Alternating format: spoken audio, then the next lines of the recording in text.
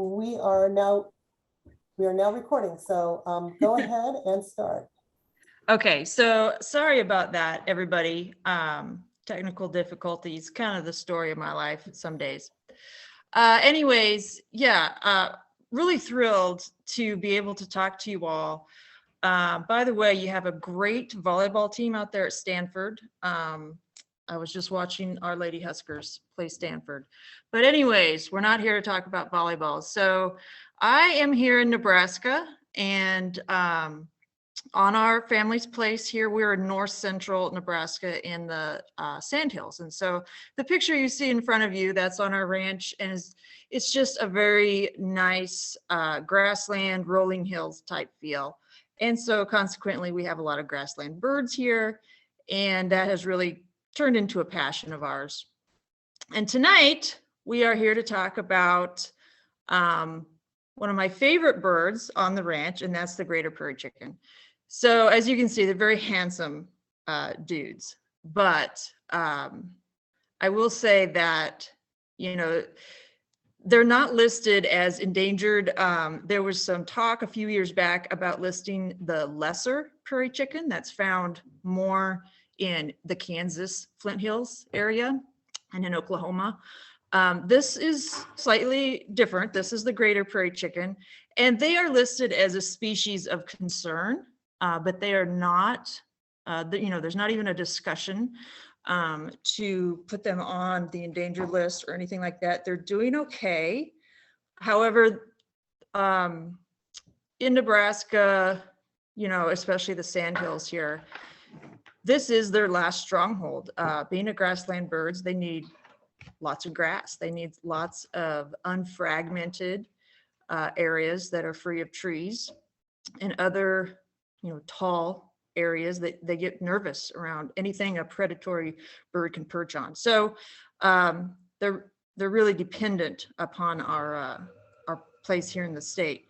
And even though the range used to go all the way from the Rockies to the East Coast, now they're really localized in this general area. So I am going to mention their cousins that we also have here, and this is the sharp-tailed grouse. And I won't talk about them as much, but they're very similar, obviously, but have some differences as well. So I'm going to go ahead. This is just one of their posturing pictures. I was just going to really quick give you a rundown of a really quick overview of our place.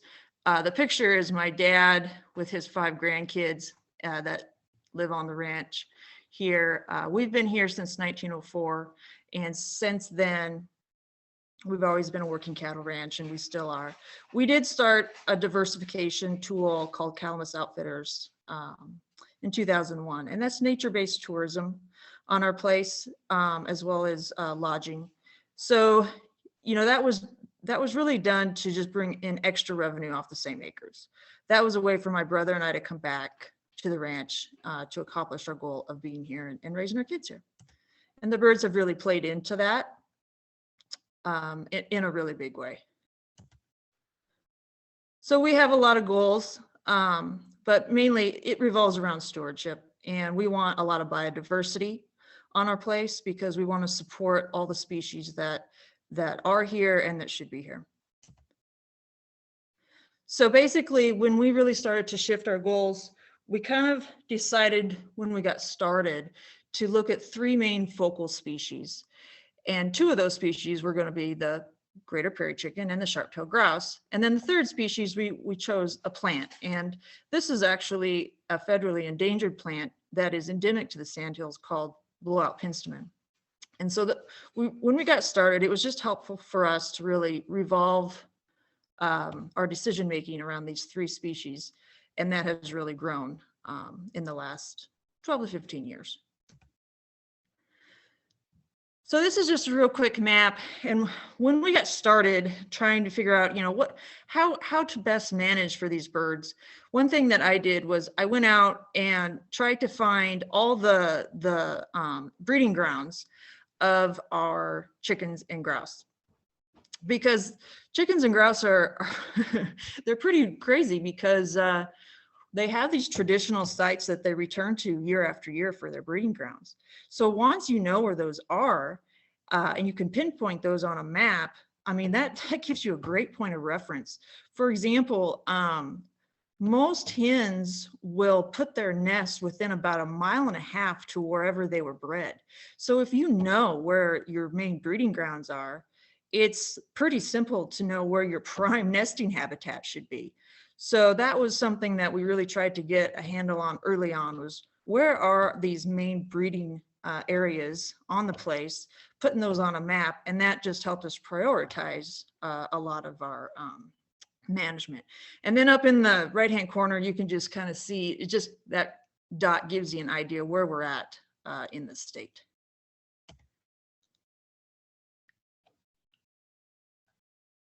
So one of the things that we really want to do, like I mentioned before, is continue to provide these birds really good habitat.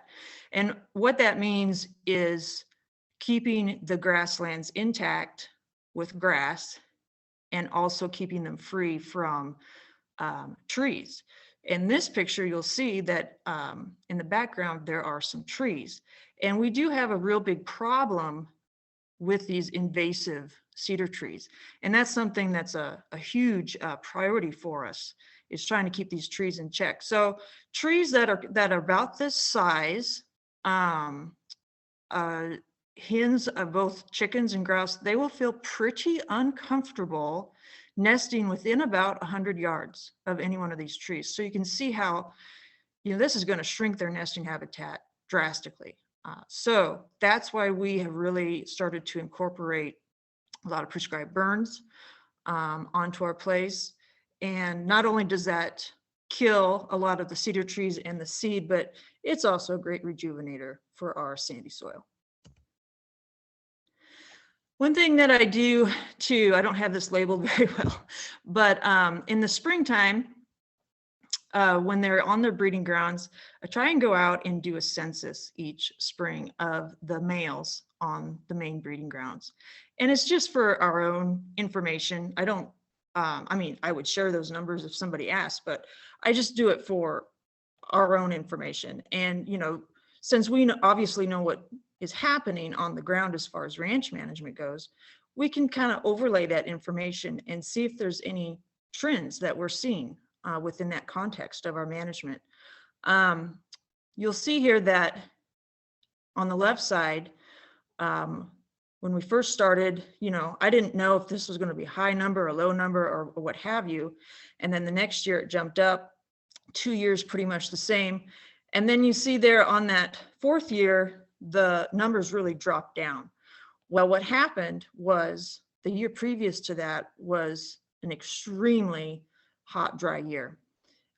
In fact, I think it's the hottest, driest year on record for Nebraska. So that previous summer, unfortunately, everything struggled, including our birds. Our prairie chickens and grouse, they're out there in the hills. They don't travel very far, especially with young ones.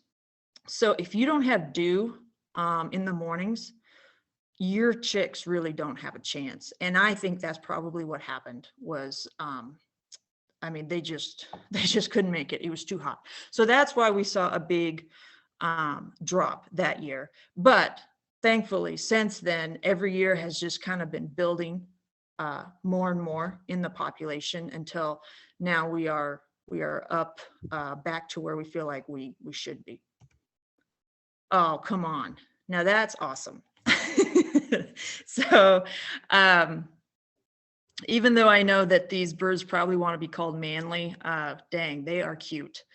I love that little shot of the hind end there. Some of the people we work with. Anyways, so talking about the birds themselves, and I hope that some of you have been able to see them in person because they're just a riot. But they're pretty cool as far as, being resident birds, not leaving. They live here. Their life cycle here in the Sandhills is on average about 5 years. And their range that they travel is about 5 square miles. of course, depending if they have everything they need within that area. So in the springtime, our males over here will congregate like we're talking about on a lek. And then, you know, it's really a fight for dominance because that main male will be the one that will breed the majority of females that come in. So the males get there early, you know, late February, early March, and they pick out their little territory, might be the size of a dining room table on this place, and they start just going at it, fighting each other for dominance. Usually the most dominant male will be towards the middle of the lek. That's also usually the highest point in topography on the lek as well. And, you know, the females don't even bother showing up for a while because the males, in fact, sometimes the early females, they might come in and walk through and the males won't even pay attention to them because they're still so worked up about each other. So the hens just wait, but they will start to come in, you know, late March, mid to late March, the hens will come in and they will walk through the lek. And as they walk through the lek, it's as if they're giving each guy a little chance to strut their stuff. And of course the guys do in front of them. And she will probably visit and not breed for a while. And then one day she knows it's time and allows the male to breed. But anyways, the hen will come in. And then like I mentioned earlier, she will go out and put her nest about a mile to mile and a half of where she was bred, and clutch size in the Sandhills is usually 11 to 12 eggs. I believe nest success in the Sandhills is only about 25%.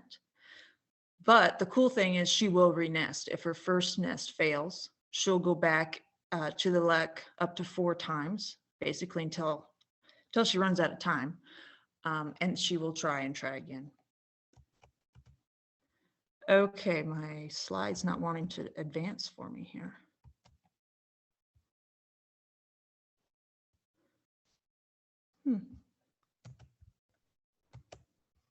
Well, I'm going to trick it and go out and come back in.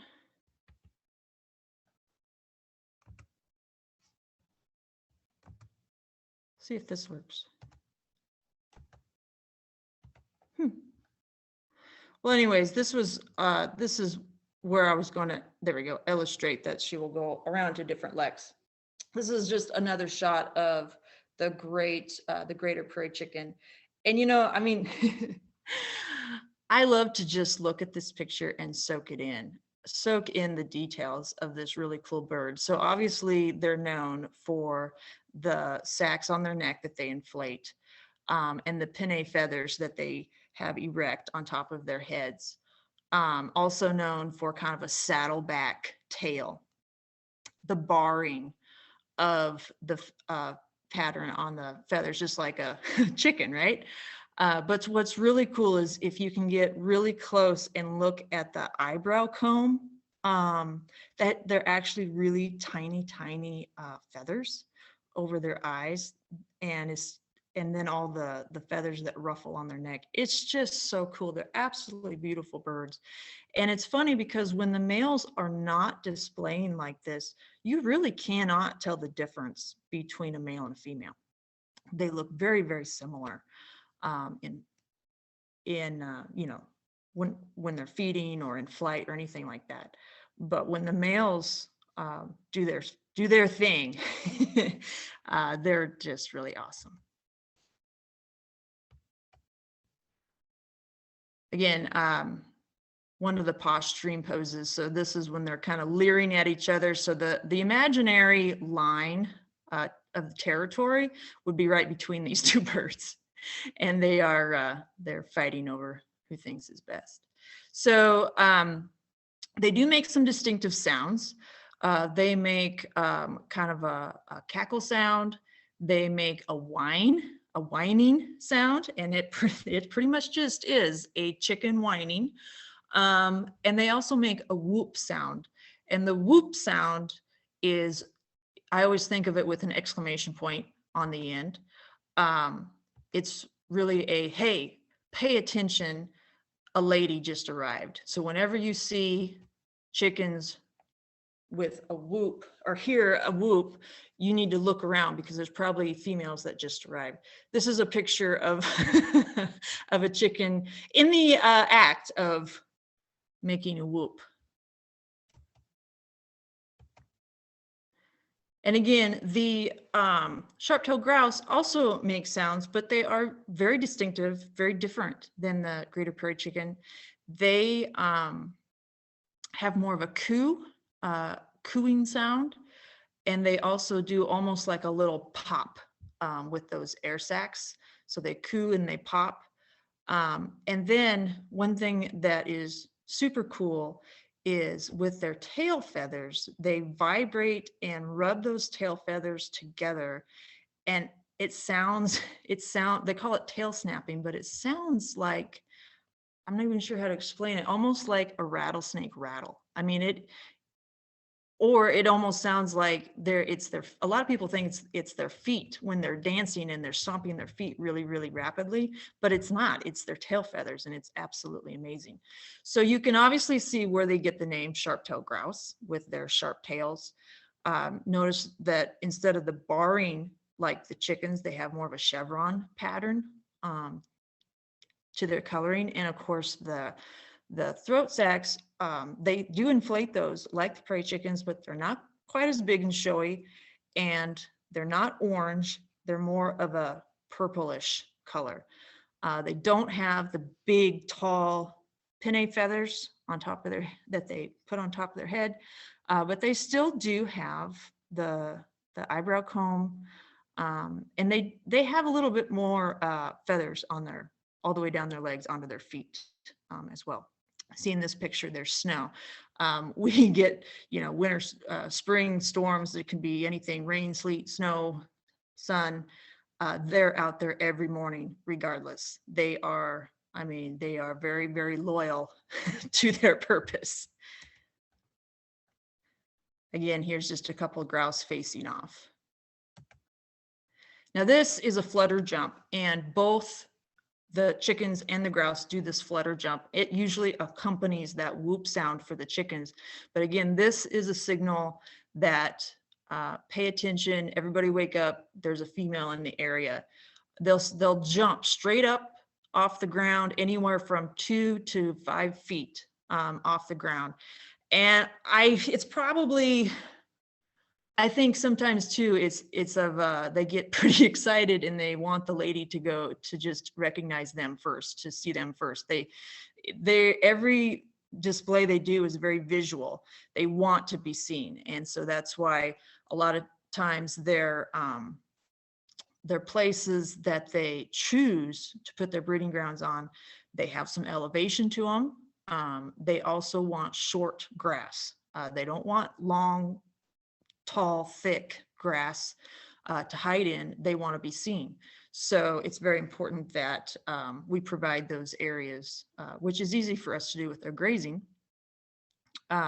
So we just make sure that those areas we know that the chickens like to utilize for their breeding grounds, that at the right time of year, that it's a short length of grass for them, because they'll get actually mad if it's not. We've seen them on tall grass actually jump up and try and tamp down and stomp down the tall grass. So here we have a little process of the mating ritual. This is the chickens again. So when the female decides that she's ready and is going to allow the male to go ahead and breed, you can kind of see, she squats down and kind of puts her wings out partially. And the male obviously comes, and you can see he's going to get on her back, and he's actually going to hold on to her by the scruff of the neck. And this whole process takes, you got to watch because it's like a second. It's very fast. And it's done. So that's all it is. If your eyes aren't on it, you're going to miss it. It's very quick, very fast. And when the time is right, when a lot of females come into the lek, this guy is busy because, again, it's usually only one bird per lek is doing almost all the breeding. So, I can't imagine, he has to lose weight in the spring because he is very, very active. So here is an interesting fellow because this is actually a hybrid between the chickens and the grouse. This doesn't happen that often, but it does happen, obviously. And this poor dude is quite confused. We will have watched this guy for a few years now on a lek, and he prefers the lek that we see him on is a sharp-tailed grouse lek. However, we've never seen the females give him the time of day. I think he's very frustrated, but he is very aggressive. He's always up there fighting with the top males on the lek, and he just doesn't give up. But you can kind of see there's some barring on there. There's some chevron. His tail looks more like a prairie chicken, but it's got more of a sharpness to it than a prairie chicken. He's got the purple neck sack, but it's bigger than usual. And he's got like these half pinnae feathers. So very, very interesting. We've seen hybrids on both chicken leks and grouse leks, but not, it doesn't happen all the time, but it does happen.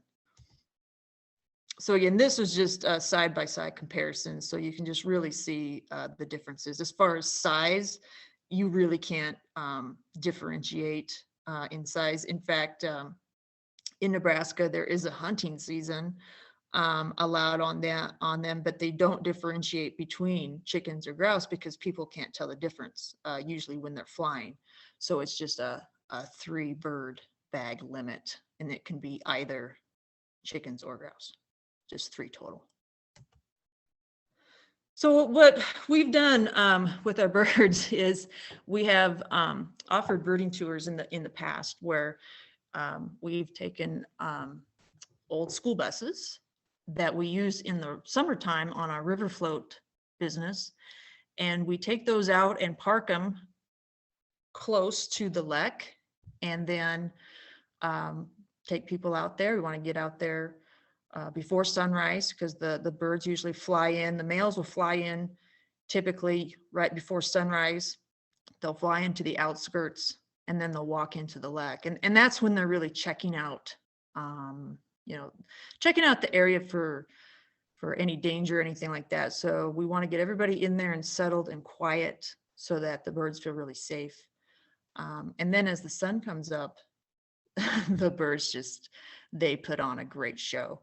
And so it's really a sight to behold. And it's fun too, because you're out there, in the middle of the prairie. So you hear everything else waking up too. There's lots of other birds that we hear. And once in a while you'll see a coyote come through, or a great horned owl will come in and try and, get a chicken for breakfast or something like that. So it is a lot of fun.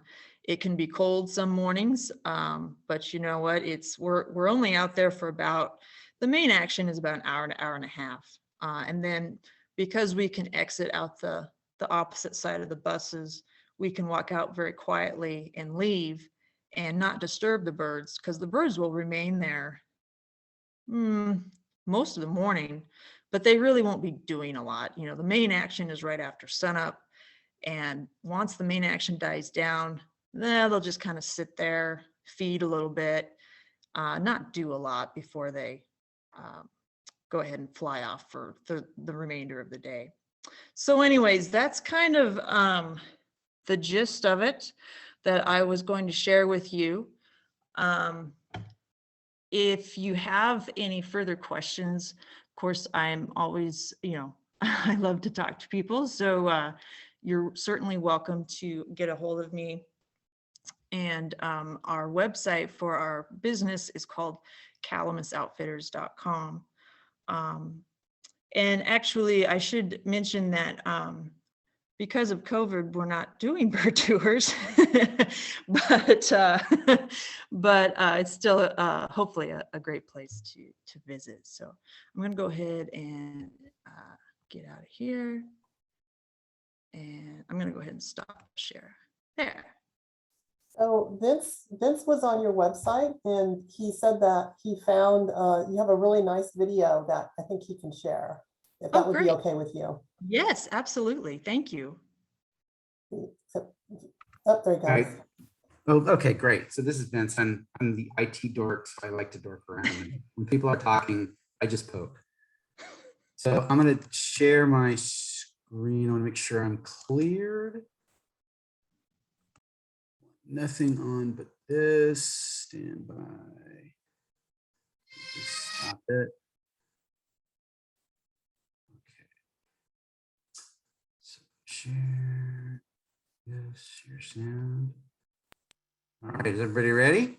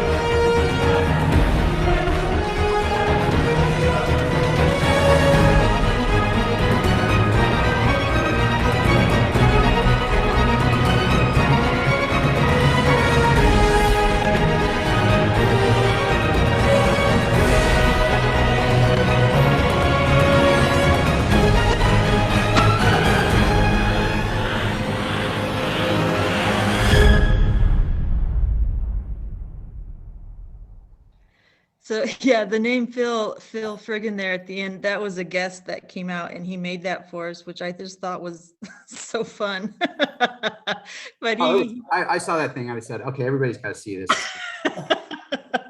well, as you can see, we like to have fun.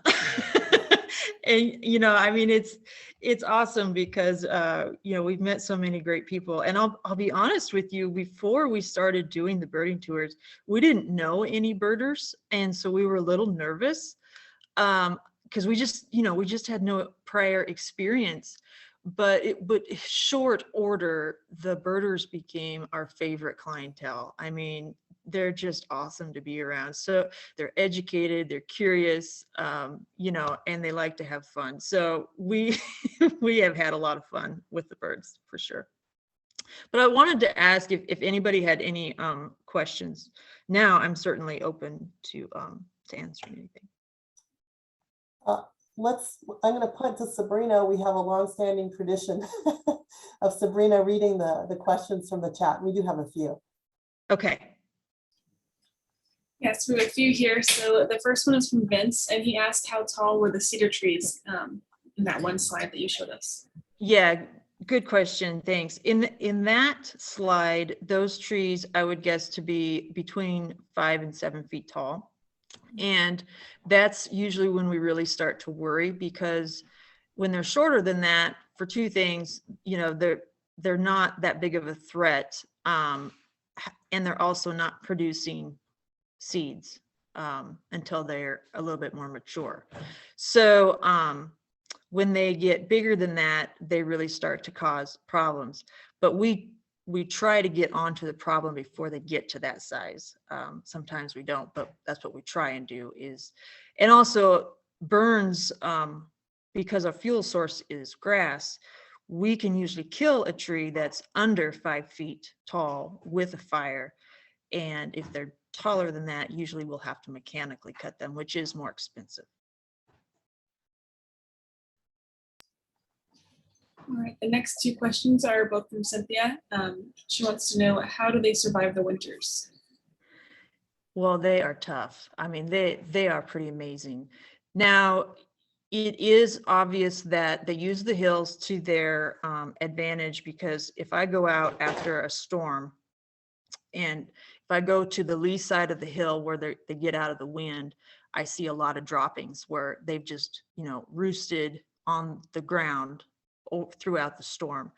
Now, I haven't witnessed this, but I've heard stories of from settlers that after a blizzard, that they would send the kids out to the hills and they would look for little bumps after a snow on the hillsides. And that would be the chickens and grouse. They would sit there and let the snow blow over them like a little igloo.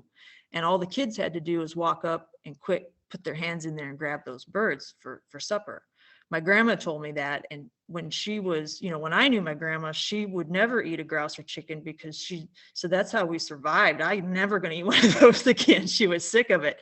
But yeah, they're tough, but they definitely use, they try and get out of the wind as much as they can, and they'll allow that snow to fly over them. And I should say too, their main food source in the winter is rose hips. We have really good wild prairie rose out here in the hills, and that is their main food source all winter long, is those rose hips. Cool. And then how much area does a lek entail? Yeah, most leks, I would say an average size lek, it's not a huge area. It's probably about, I'm trying to think of a good analogy. I would say probably about the size of an Olympic swimming pool. That's kind of a weird size, but it's not huge. And in our area, an average size as far as number of males per lek is usually between 12 and 20 males. That's on the main lek. Now you'll have around the periphery of that lek, you'll have some younger males that just aren't cool enough to be part of the main show yet, that will be kind of out in the outlying regions that don't really count. And sometimes you'll even have some satellite leks pop up of 2 or 3 males, maybe 100 yards away from the main lek. And again, that's just when numbers are up and they just don't fit, if you will, on the lek yet. But as they mature, I'm sure they'll find their way to it. Great. And then Deborah said that you are such a great example of responsible and sustainable rangeland management. Thank you for what you do. And she loves the school bus bird blinds. Well, thank you. It's definitely reuse, recycle, right? We use them for a lot of different things. And we have, over the years, we've figured out exactly how close we can get to the birds before they kind of feel uncomfortable, so we kind of know where that line is. And some mornings we've even had the chickens fly up onto the top of the bus and do their little dance up on top of the bus, and we can just hear their little feet pitter pattering up there. Those are pretty fun mornings too. And then this looks like the last question. It's from Priscilla, and she asked, where does the sand come from that make up the Sandhills? Yeah, that's a really common question. And the short answer is a couple different places. The Rocky remnants of the Rocky Mountain Formation, and then big water. So basically the Sandhills has 2 layers of sand. The top layer was all deposited by wind. And then the layer under that, kind of the big layer, was all deposited by water. So we're talking about big inland ocean type movements. And also when they were not shaped by icebergs, but when they melted, all that water was moving sand. We know how water moves sand. Well, it was moving sand around, and sand just kind of started to congregate here. So anyways, we have the top layer that was deposited by wind, the next layer under that deposited by big oceanic type water movements. And then under that, we have our aquifer, which is sand and gravel and water all mixed together. And the Ogallala Aquifer, we're really, really lucky to have it. It's the largest freshwater aquifer in the world.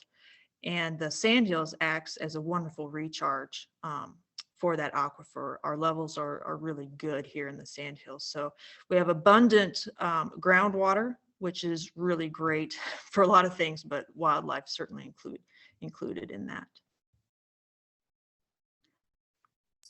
Awesome. And I have a question about your prescribed burns. How difficult is it for you guys to get permits or what have you to do that? Because I know here in California, prescribed burning can be a challenge. Sure. It's not been hard. It's really not been hard at all. which has been good. We, when we started, people might have thought we were a little loony, but we have really good neighbors and good relationships, and they pretty much, said, well, we'll help you, even though we think you're crazy, we'll help you. And after we did a few years of burning and asked them to come back and help us the next year and the next year, we would always try and drive by where we burned the year previous. And they could see how good it looked, post burn. And that made a lot of headway as far as really turning people's opinions around, if you will, to see what we could really get accomplished and what it was looking like now. Also, we do utilize our local volunteer firefighting people and equipment. And there's a great program in Nebraska that if they help us, they do get a monetary kickback. And so they can buy equipment and things like that. So that's been a good relationship too. It gets people out here. It's good for training, training new or younger members in a non-emergency situation is always good. But yeah, it really just helps people get their eyes on the land and see what kind of benefits can come from it. So now we have really almost, in our little county, we have a burn culture now, it's great. It's a short window, but we get a lot done.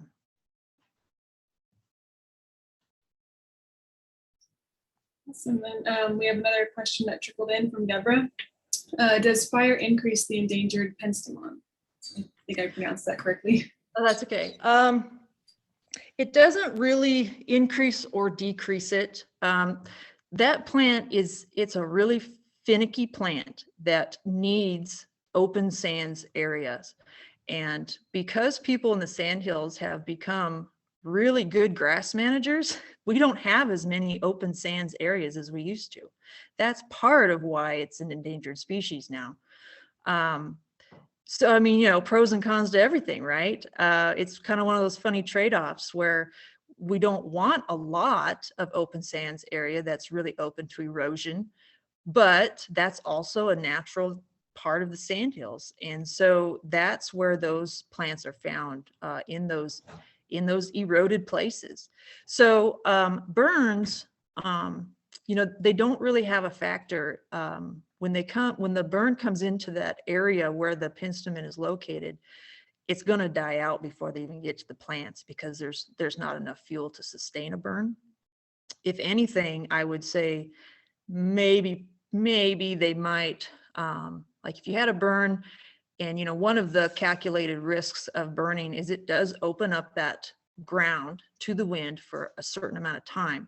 And if that wind would get a hold of it and cause more erosion, maybe you could make the case that it provides a little bit of quote unquote habitat for that specific plant, but we just haven't really seen that happen. But it's a good question. The main way that we keep some open sands areas on our ranch, and I kind of say that tongue in cheek because just culturally, ranchers they don't want that. They want grass. That's how we make our money. But again, our goals are for biodiversity in both plants and animal species. And so we want to continue to have that plant on the ranch. So what we do is we do that through grazing. So if we have an area that we know is already an open sands area, we will put yearlings on there instead of cows. And the yearlings, they're like teenagers. They're hard on stuff. They're just more, than they just graze harder. They're just kids and they're harder on stuff. And so we put those in there to that area for a little bit. And when we feel like they have done a good job of making sure that area remains open, then we'll, move them on in the rotation. And that's worked really well for us.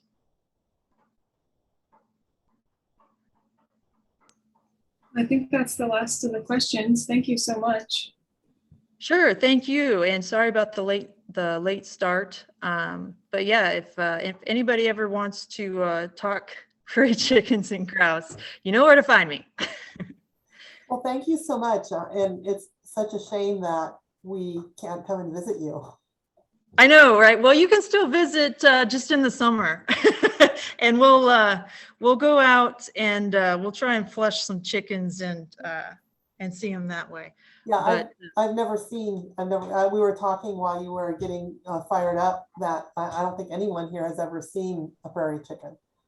yeah, well, unfortunately, they're not that easy to see because just they're not as widespread as they once were, and then especially where they're at, it's almost all private land.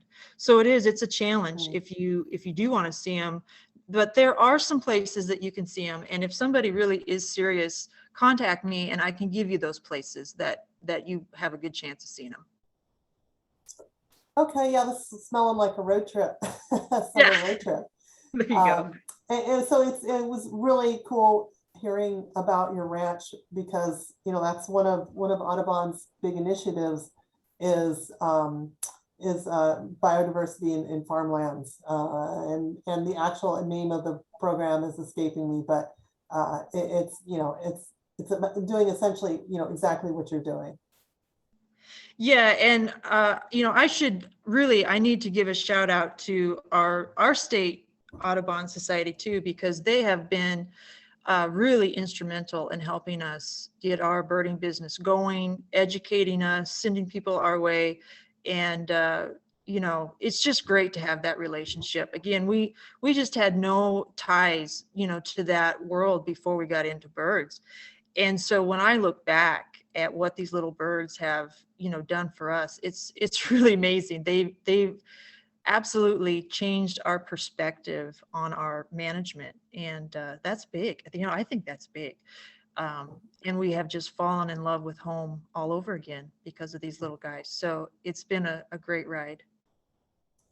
All right. Well, thanks again for joining us tonight, and thank you for sharing your story. It Sure. was really cool. Thank you. Appreciate it. Sure. All right. Well, good night, everybody, and thank you for attending.